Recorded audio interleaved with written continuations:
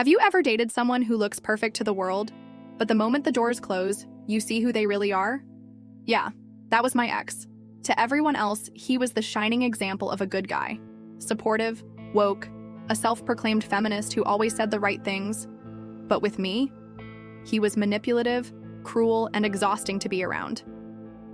When we finally broke up, I thought I'd get some peace. I was wrong. He made it his personal mission to make my life hell. I blocked him everywhere, but he got creative. He started reaching out to my friends, even my sister, telling them lies about me. He painted himself as this poor, broken-hearted victim while I was supposedly the crazy ex. And to top it all off, he went on Reddit, posted this dramatic version of our breakup, and then sent me the links. Imagine seeing your private life turned into internet fodder, twisted into some sob story that made him look like the hero. I felt sick.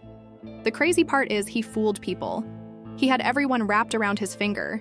He was so good at pretending. To his friends, he was the guy who clapped for their promotions, gave speeches about equality, defended every cause under the sun. But behind closed doors, he'd roll his eyes, laugh at them, and say, "They're all idiots, but hey, someone's gotta be the nice guy."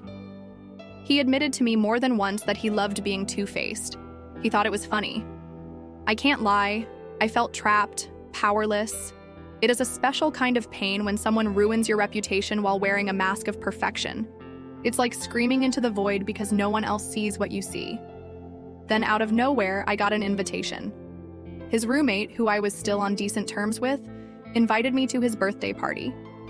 At first, I hesitated. The thought of being in the same room as my ex made my stomach churn.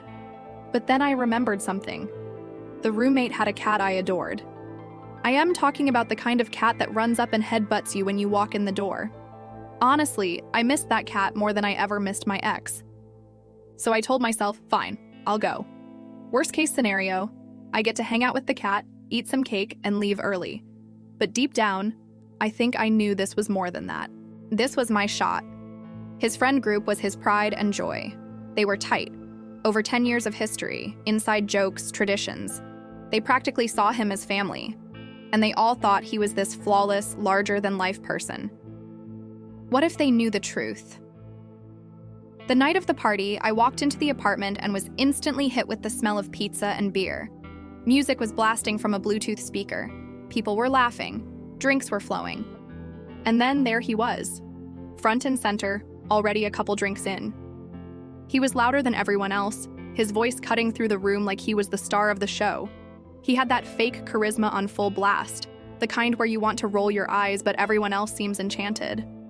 My heart was pounding. I could feel sweat gathering in my palms. Part of me thought, maybe I should just grab some cake, pet the cat, and leave. But another part of me, the part that remembered every cruel thing he'd done, said, no, tonight's the night. I mingled. I laughed. I scratched the cat's chin. On the outside, I played it cool. But inside, I was waiting, calculating. Finally, when he was good and drunk, sloppy drunk, leaning against the counter, waving his arms too big when he spoke, I saw my chance. I pulled aside 3 of the girls in his circle. One was his close female friend, one was the roommate's girlfriend, and the third was another girl in their group. They followed me toward the hallway, curious. One of them asked, "Everything okay?" I took a deep breath and said, "I think you all need to know who he really is." Their eyes widened a little. "What do you mean?" So I told them.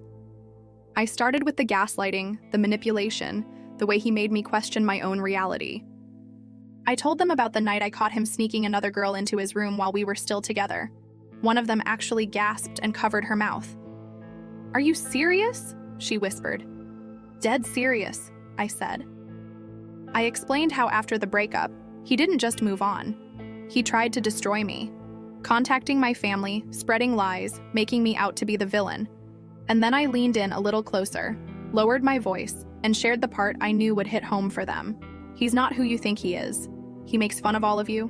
He trashes your relationships, especially you, I said, looking at the roommate's girlfriend.